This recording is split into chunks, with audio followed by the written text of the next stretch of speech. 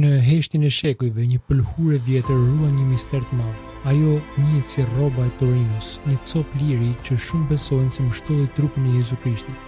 Shekuj më vonë, një fotograf italian zbuloi diçka mahnitse. Në negativin e fotografisë u shfaq qartë fytyra një burri me plagë që përputheshin me ato të Krishtit. Studiuesit e kanë analizuar pëlhurën, gjurmët e gjakut, imazhin dhe polenin e mbetur brenda saj. E megjithatë, deri sot askush nuk ka mundur ta shpjegojë plotësisht se si u krijua ky imazh.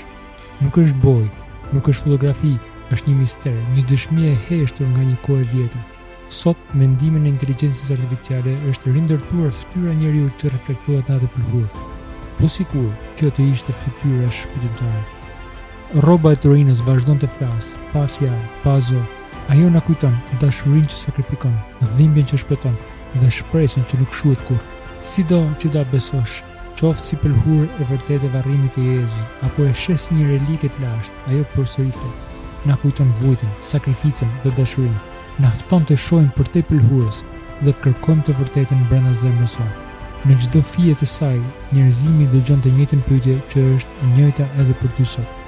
A do të besosh?